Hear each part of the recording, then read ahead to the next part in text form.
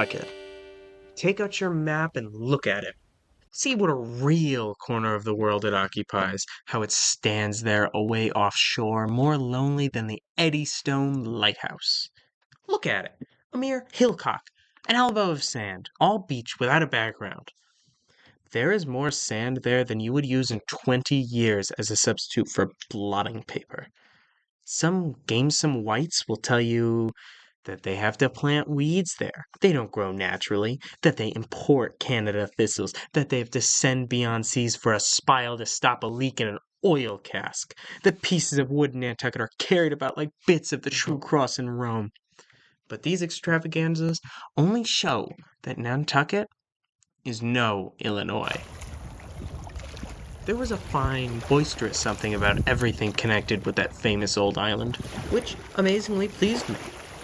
Besides, though, New Bedford has of late been gradually monopolizing the business of whaling, and though in this matter poor old Nantucket is now much behind her, yet Nantucket was her great original.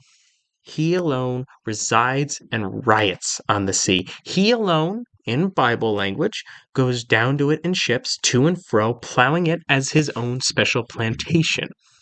There is his home. There lies his business, which a Noah's flood would not interrupt. He lives on the sea as prairie cocks in the prairie. He hides among the waves. He climbs them as chamois hunters climb the Alps. For years, he knows not the land, so that when he comes to it at last, it smells like another world, more strangely than the moon would to an earthsman. With the landless gull, that at sunset folds her wings and is rocked to sleep between billows, so at nightfall, the Nantucketer, out of sight of land, furls his sails and lays him to rest, while under his very pillow rush herds of walruses and whales.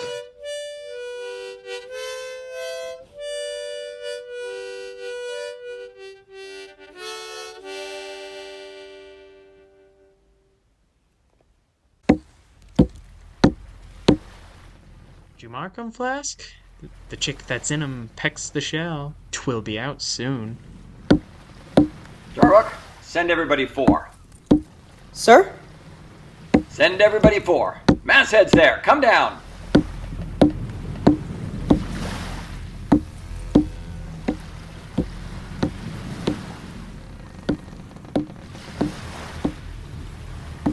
Must have summoned us here for the purpose of witnessing a pedestrian feat. What do you do when you see a whale, men? Sing out for him! Good. What do you do next? Lower away, and after him. And what tune is it ye pull to, men? A dead whale! Our stove boat! All ye mastheaders must before now heard me give orders about a white whale. Look ye! Do you see this Spanish ounce of gold? It is a $16 piece, men. You see it? Mr. STARBUCK, and me on topmaul. Whosoever of ye raises me a white-headed whale with a wrinkled brow and a crooked jaw, whosoever of ye raises me that white-headed whale with 3 holes punctured in his starboard fluke, look ye, whoever of ye raises me that same white whale, he shall have this gold ounce, my boys. Huzzah! Huzzah! Huzzah! It's a white whale, I say. A white whale. Skin your eyes for him, men. Look sharp for white water. If you see but a bubble, sing out. Captain AHAB, that white whale must be the same that some call Moby Dick. Moby Dick? You know the white whale, then? Does he find tail a little curious, sir, before he goes down? And has he a curious spout, too? Very bushy, even for a parmacetti. And mighty quick, Captain AHAB. And he has a good many iron in his hide, too, Captain. All twisky-tee be twisk. Like a Corkscrew! Aye, the harpoons lie all twisted and wrenched in him, ye. His spout is a big one like a old shock of wheat and white as a pile of our Nantucket wool after the great annual sheep shearing. Aye, and he fantails like a split jib in a squall. Death and devils, man, it is Moby Dick ye have seen.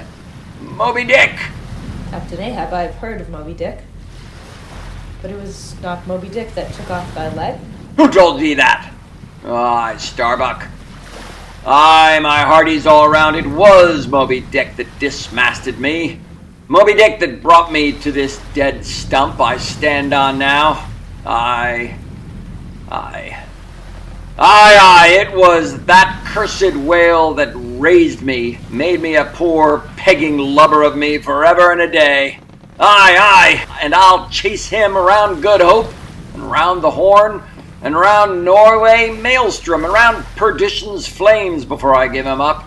And this is what ye have shipped for, men, to chase that white whale on both sides of land and over all sides of earth, till he spouts black blood and rolls fin out. What say ye, men? Will ye splice hands on it now? I think ye do look brave. Sir! A sharp eye for the white whale. A sharp lance for Moby Dick. God bless ye. God bless ye, men. Steward, go draw the great measure of grog. But what's this long face about, Mr. STARBUCK? Wilt thou not chase the white whale? Art not thou game for Moby Dick? I am game for his crooked jaw, and for the jaws of death too, Captain Ahab, if it fairly comes in the way of the business we follow. But I came here to hunt whales, not my commander's vengeance. How many barrels will thy vengeance yield thee, even if thou gettest it, Captain Ahab? It will not fetch thee much in our Nantucket market. Nantucket market? Hoot! Come closer, STARBUCK. Thou requirest a little lower layer. If money is to be the measure, man, and the accounts have computed their great counting house, the globe, by girding it with guineas, 1 to every 3 parts of an inch, then let me tell thee that my vengeance will fetch a pretty premium here. Vengeance on a dumb brute that simply smote thee from blindest instinct. Madness! To be enraged with a dumb thing, Captain Ahab, seems blasphemous. Hark ye yet again, the little lower layer. All visible objects, man, are but as pasteboard masks.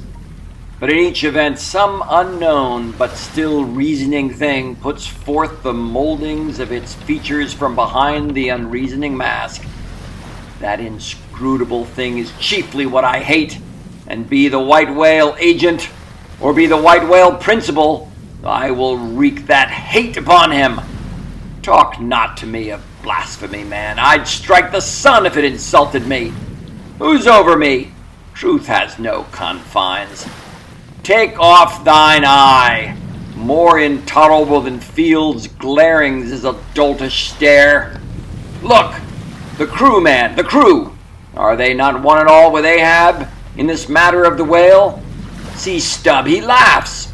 Stand up amid the general hurricane. Thy one tossed sapling cannot, STARBUCK. And what is it? Reckon on it. 'Tis but to help strike a fin. No wondrous feat for STARBUCK. Surely he will not hang back when every foremast hand is clutched a whetstone. Ah, constraining seize thee, I see. The billow lifts thee. Speak. But speak. Aye, thy silence. Then that voices thee. God keep me. Keep us all.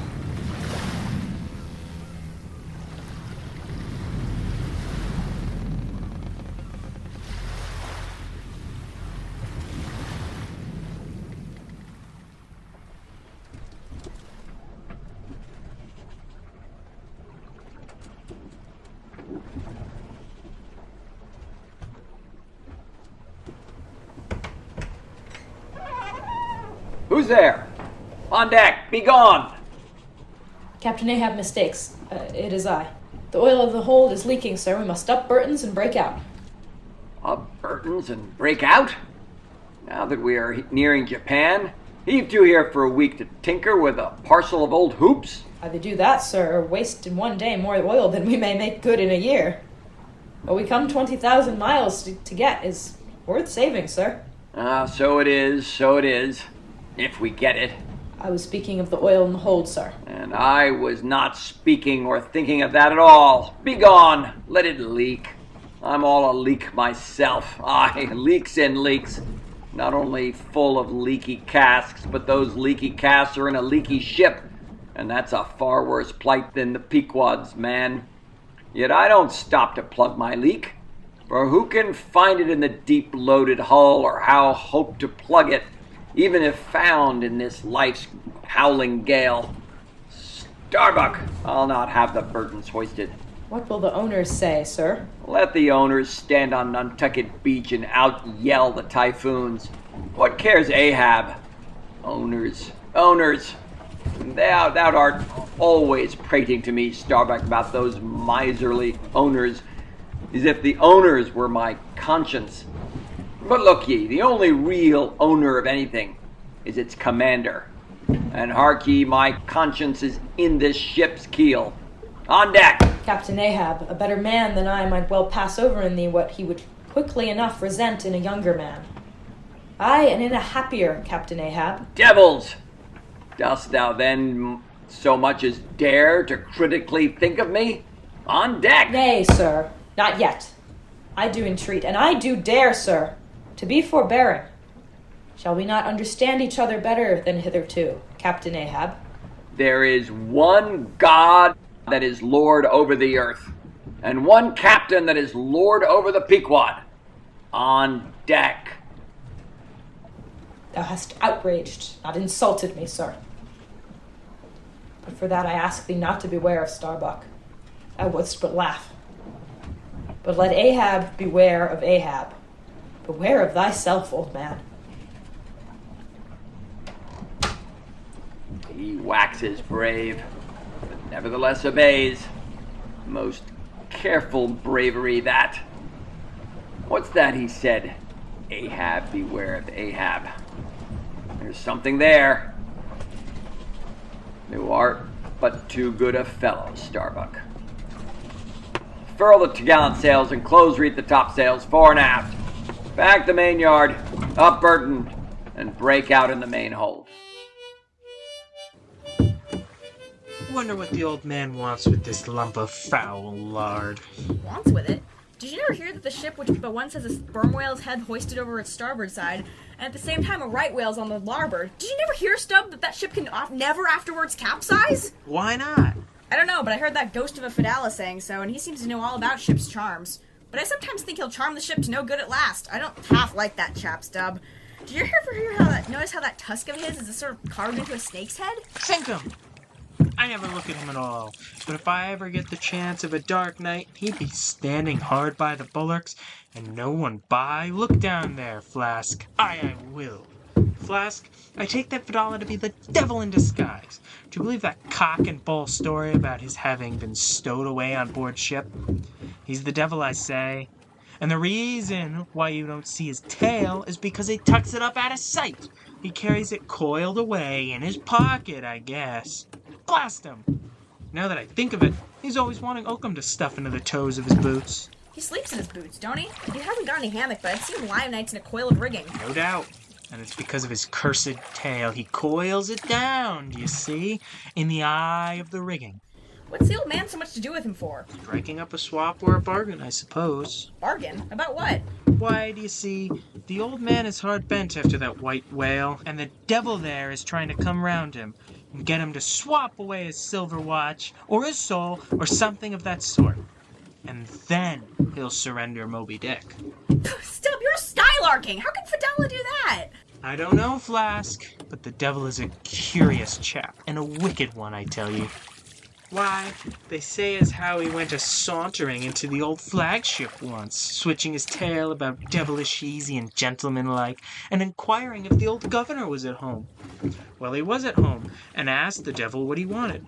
The devil, switching his hoofs up and says, "I want John." "For," says the old governor. "What business is that of yours?" says the devil, getting mad. "I want to use him." "Take him," says the governor. And by the Lord, FLASK, if the devil didn't give John the Asiatic cholera before he got through with him, I'll eat this whale in one mouthful. But look sharp. Ain't you all ready there? Well then, pull ahead and let's get the whale alongside. I think I remember some such stories you were telling, but I can't remember where. 3 Spaniards? Adventures of those 3 bloody-minded soldados? Did you read it there, FLASK? I guess you did. No, never saw such a book. Heard of it, though. But now, tell me, Stubb, do you suppose that the devil you were speaking of just now was the same you saw now on board the Pequod? Am I the same man that helped kill this whale? Doesn't the devil live forever? Whoever heard that the devil was dead? Did you ever see any parson wearing mourning for the devil? And if the devil is a latchkey to get into the admiral's cabin, don't you suppose he can crawl into a porthole? Tell me that, Mr. Flask. How old do you suppose FEDALLAH is, Stubb? Do you see that mainmast there?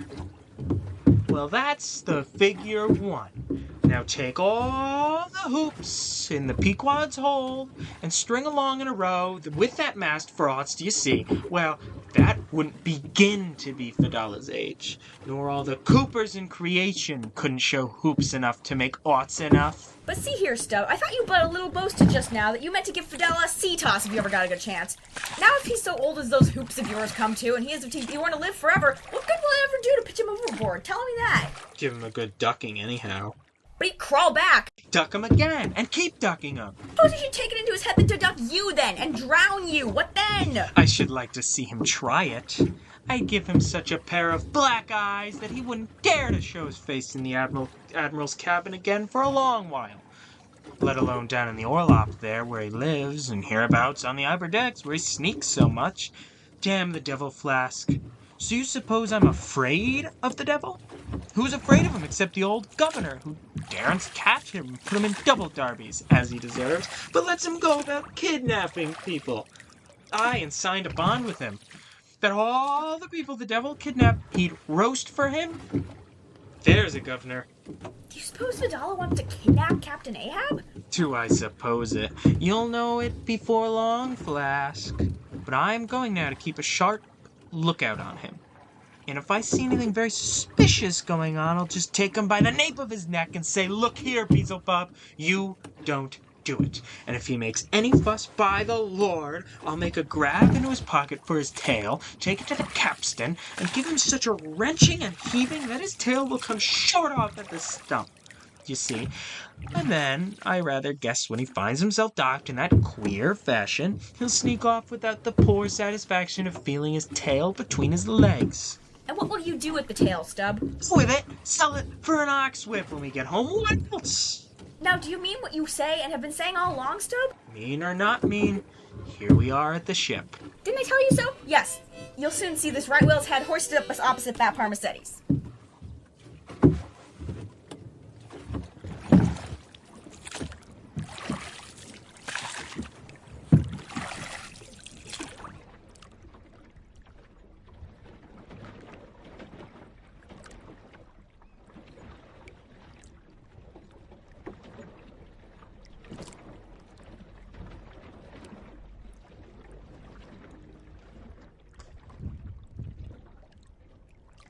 I have dreamed it again.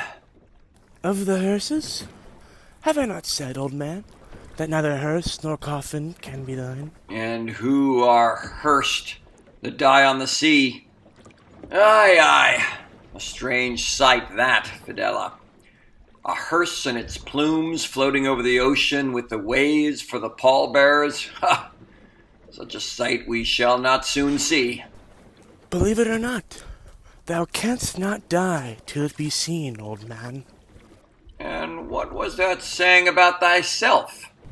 Though it come to the last, I shall still go before thee, thy pilot. And when thou art gone before, if that ever befall, then ere I can follow, thou must still appear to me to pilot still. Was it not so? Well, then, did I believe all ye say, O my pilot? I have here 2 pledges that I shall yet slay Moby Dick and survive it. Take another pledge, old man. Hemp only can kill thee. The gallows, you mean? I am immortal then on land and on sea. Immortal on land and on sea.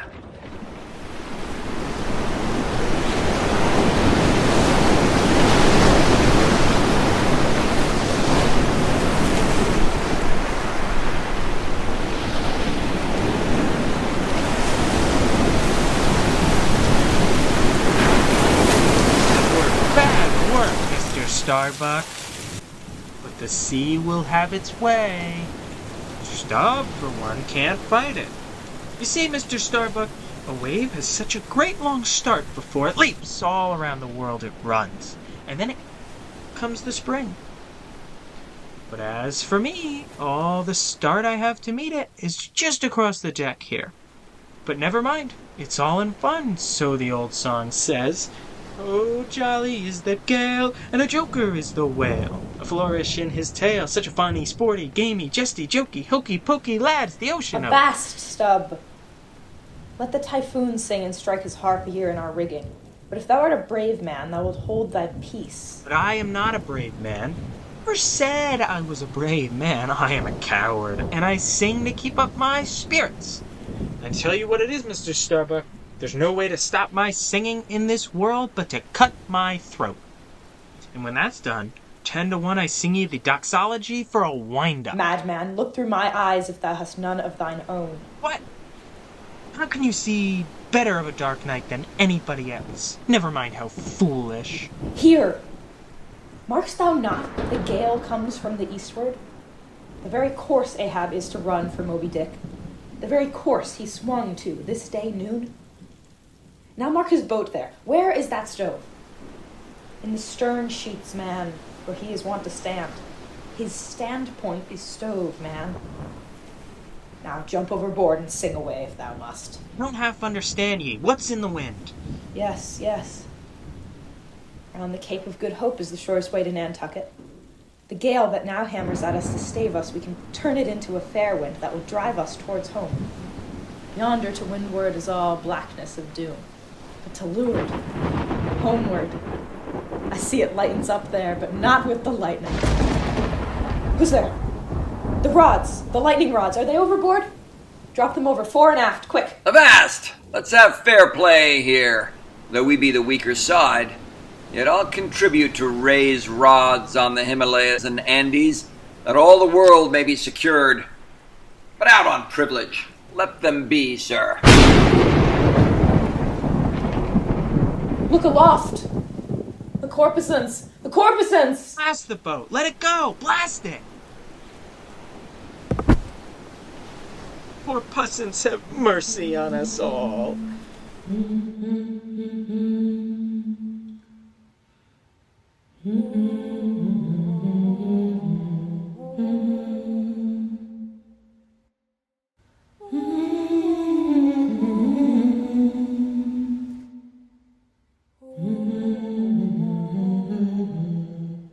What thinkst thou now, man? I heard thy cry. It was not the same in the song. Oh, no, it wasn't. I said, the corpuscants have mercy on us all. And I hope they will still. But do they only have mercy on long faces? Have they no bowels for a laugh? And look ye, Mr. Starbuck. But it's too dark to look. Hear me then. I take that masthead flame we saw for a sign of good luck. For those masts are rooted in a hole that is going to be chock-a-block with sperm oil, you see. And so, all that sperm will work up in the masts like sap in a tree. Yes, our 3 masts will yet be as 3 spermaceti candles. That's the good promise we saw. See! See! Poor pussins, have mercy on us all. Aye, aye, men. Look up at it. Mark it well. The white flame but lights the way to the white whale. O thou clear spirit of clear fire, whom on these seas I once did worship, till in the sacramental act so burned by thee that to this hour I bear the scar, I now know thee, thou clear spirit, and I now know that thy right worship is defiance. To neither love nor reverence wilt thou be kind, but e'en for hate shall canst but kill, and all are killed. No fearless fool now fronts thee. I own thy speech's placeless power, but to the last gasp of my earthquake, life will dispute its unconditional, unintegral mastery in me. But war is pain, and hate is woe. Come in thy lowest form of love, and I will kneel and kiss thee. But at thy highest come as mere supernal power, and thou launchest navies of full-freighted worlds, there's that in here that still remains indifferent. O thou clear spirit, O thou magnanimous, leap, leap up and lick the sky. I leap with thee, I burn with thee, would fain be welded with thee. Defyingly, I worship thee. The boat! The boat! Look at that boat, old man! I swear with this to transfix the first sailor that but cast loose a rope end. All your oaths to hunt the white whale are as binding as mine, and heart, soul, and body, lungs, and life old Ahab is bound. And that ye may know to what tune this heart beats, look ye here.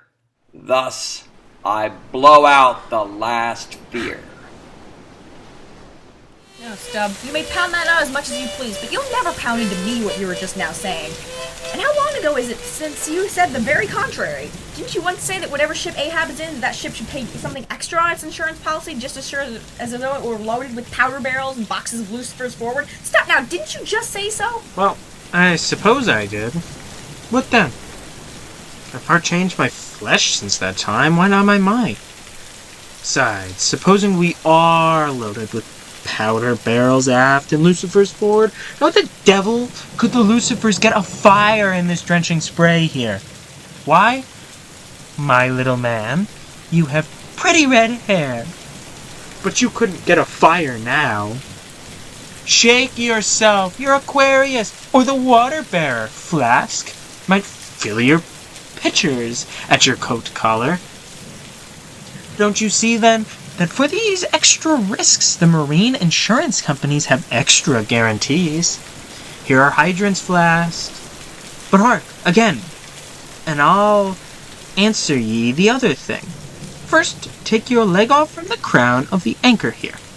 No, so I can pass the rope. Now listen, what's the mighty difference between holding a mast's lightning rod in the storm and standing close by a mast that hasn't gotten any lightning rod at all in a storm? Don't you see, you timberhead, that no harm can come to the holder of the rod unless the mast is first struck? What are you talking about, then? Not one ship in 100 carries rods. Ahab, I, man, and all of us, were in no more danger then, in my poor opinion, than all the crews in 10,000 ships now sailing the seas. Why, you king post, you, I suppose you would have every man in the world go about with a small lightning rod running up the corner of his hat, like a militia officer's skewered feather, and trailing behind like his sash. Why don't you be sensible, Flask? It's easy to be sensible. Why don't you, then? Any man with half an eye can be sensible. I don't know that, Stubb. You sometimes find it rather hard. Yes, when a fellow's soaked through, it's hard to be sensible. That's a fact. And I'm about drenched with this spray. Never mind. Catch the turn there, and pass it. Seems to me we are lashing down these anchors now as if they were never going to be used again. Tying these two anchors here, Flask, seems like tying a man's hands behind him.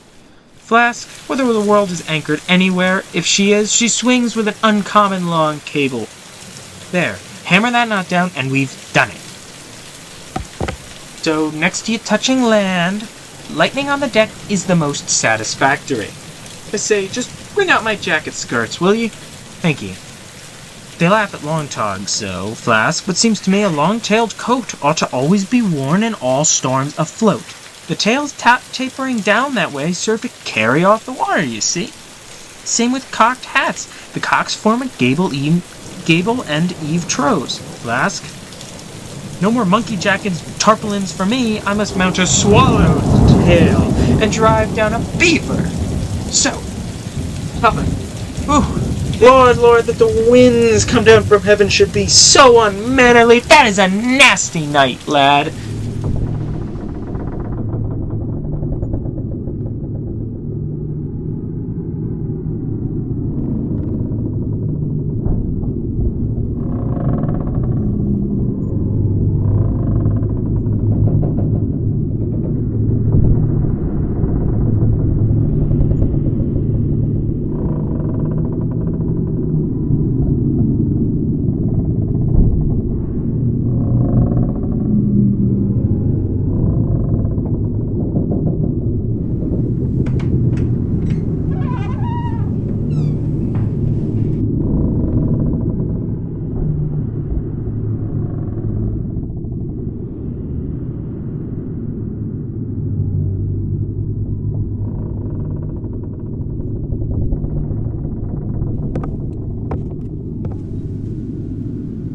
shot me once.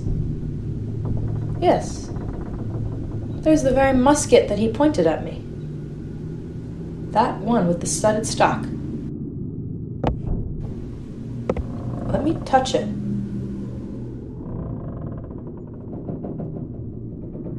Lifted.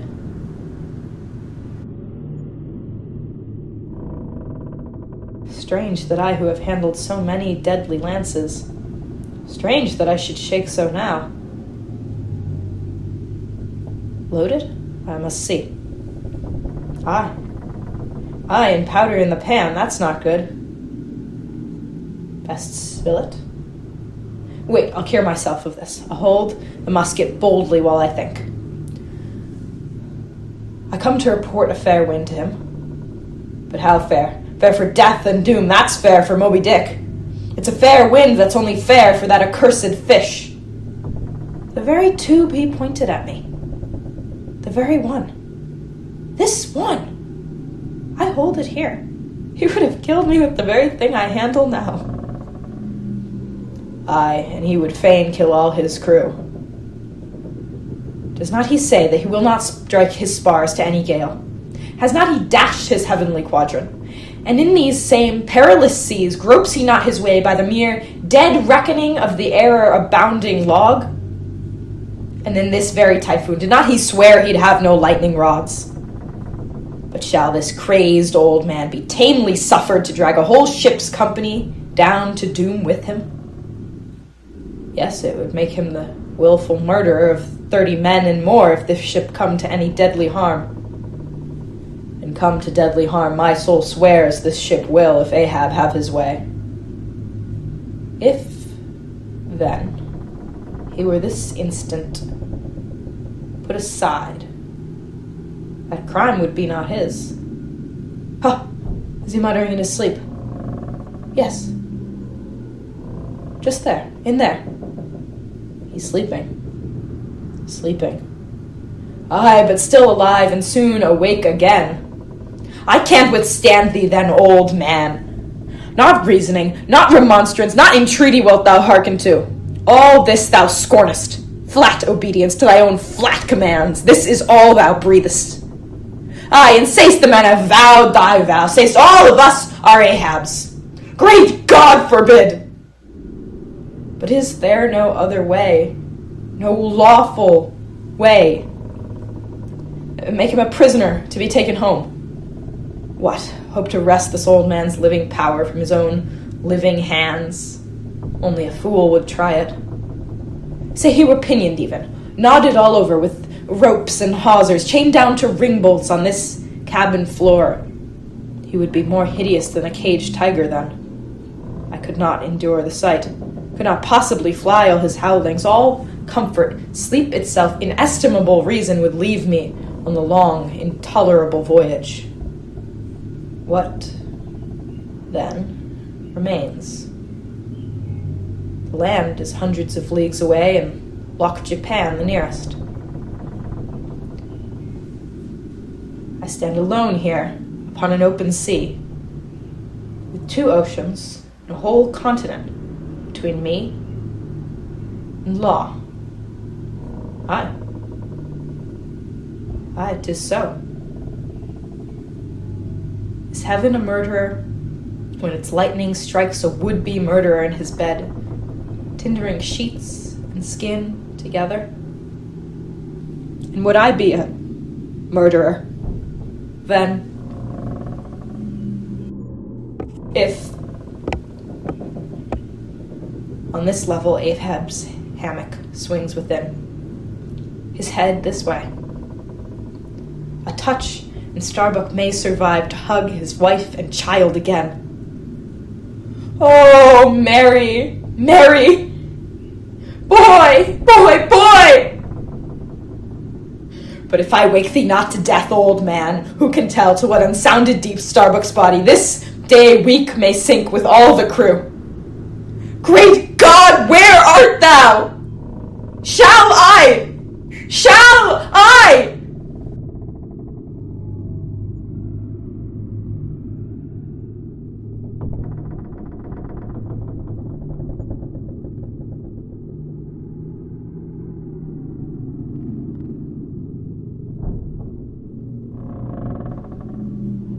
Wind has gone down and shifted, sir.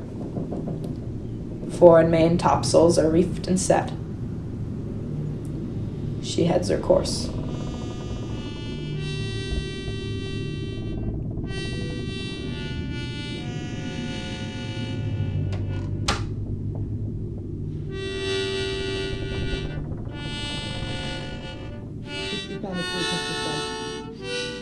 lie down and wait for him. Tell him.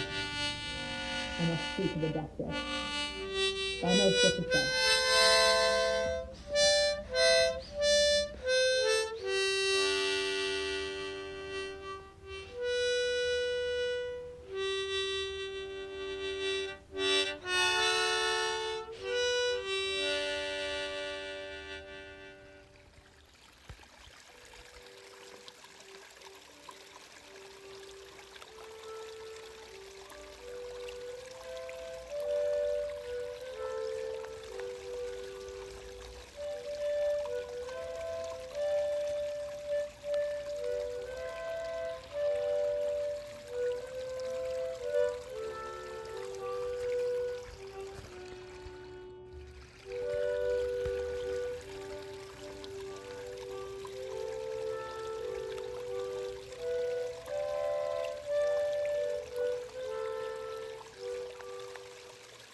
STARBUCK!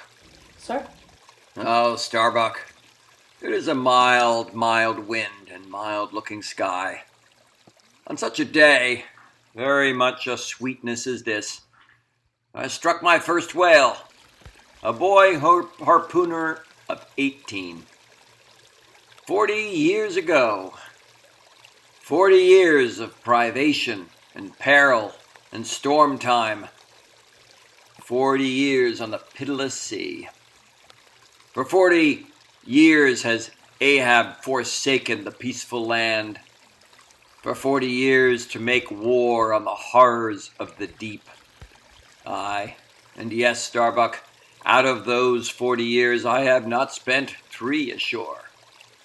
When I think of this life I have led, the masoned, walled town of a captain's exclusiveness. Oh, weariness, heaviness, away, whole oceans away from that wife I wedded and sailed for Cape Horn the next day. I widowed that poor girl when I married her. STARBUCK. And then the madness, the frenzy, the boiling blood and the smoking brow with which for 1,000 lowerings old AHAB has furiously, foamingly chased his prey. More a demon than a man. Aye, and what a 40 years old fool has old AHAB been. Why this strife of the chase? Why weary and palsy the arm at the oar, the iron and the lance? Now the richer or better is AHAB now. Oh, God, crack my heart, stave my brain, mockery, bitter biting mockery of gray hairs have I lived enough joy to wear ye, and seem and feel thus intolerably old. Close to me, STARBUCK, let me look into a human eye.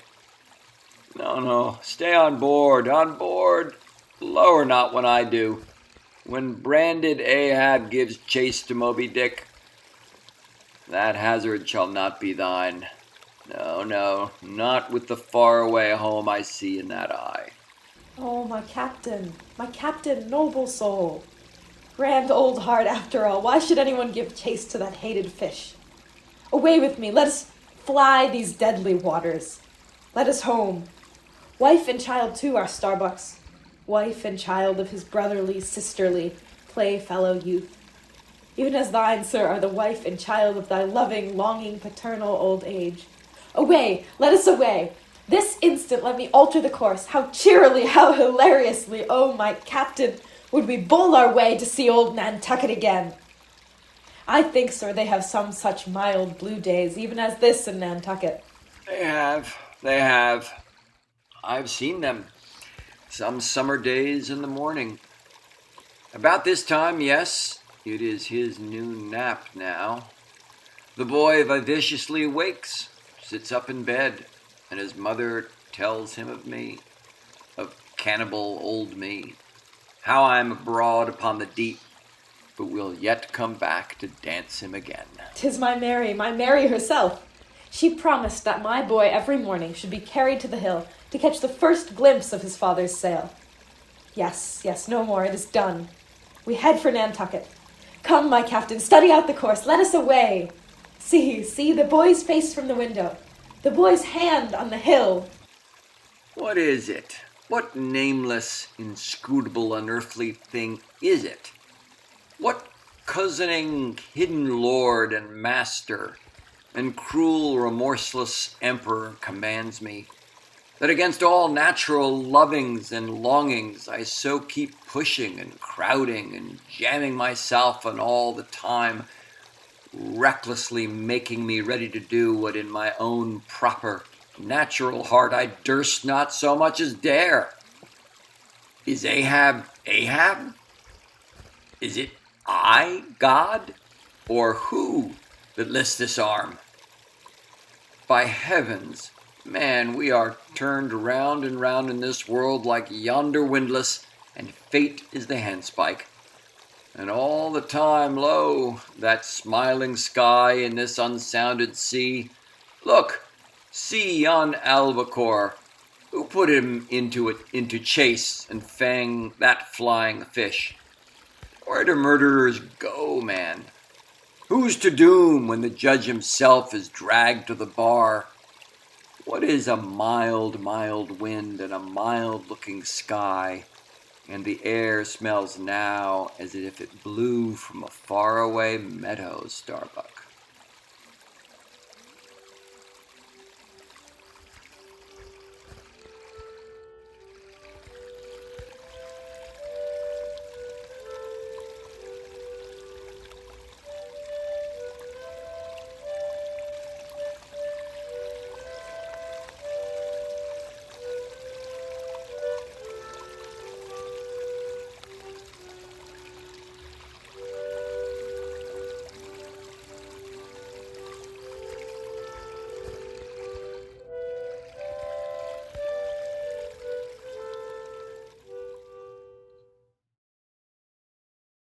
There she blows! There she blows! A hump like a snowed hill! It is Moby Dick!